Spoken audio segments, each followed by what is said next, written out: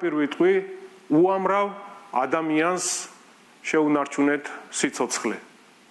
და რა თქმა უნდა მინდა ყველას ჯანმრთელობა უსურვო პირველ რიგში უსახკაროთა რეგისტრაცია და თავშესაფარი საცხოვრისით უზრუნველყოფა. მე 2021 წელს, როდესაც ადგილობრივ არჩევნებში ვიღებდი მონაწილეობას, დავპირდი თბილისელებს, მაშინ 400-მდე ადამიანი იყო უსახკარო სტატუსის მქონე, რომ ეს პრობლემა იქნებოდა მოგვარებული და ყველა დაკმაყოფილებული იქნებოდა საცხოვრისით.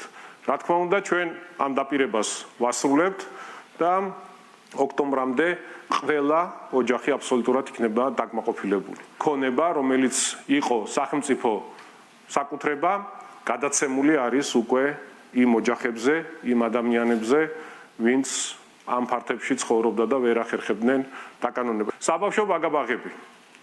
ყველას ყავს შვილები, შვილიშვილები და დამეთანხმებით თუ როგორი სტანდარტი არის შემოღებული საბავშვო ბაგაბაღების მიმართულებით. როგორი ინფრასტრუქტურა, როგორი სისუფთავე, როგორი კვება, როგორ არის მოწესრიგებული ყველაფერი. ეს რა თქმა უნდა ჩვენთვის მნიშვნელოვანია. ყველა პროექტი, რომელიც დედაქალაქში ხორციელდება სხვადასხვა მიმართულებით, ეს შეიძლება იყოს ინფრასტრუქტურა, საზოგადოებრივი ტრანსპორტის მოწესრიგება, ეკოლოგიური მდგომარეობის გამოსწორება, რეკრეაციული სივრცეების შექმნა, პარკების განახლება, ახალი სკვერების მშენებლობა, რა თქმა უნდა მიმართულია იმისკენ, რომ ამ ქალაქში მცხოვრებმა ადამიანებმა თავი იგრძნონ კომფორტულად.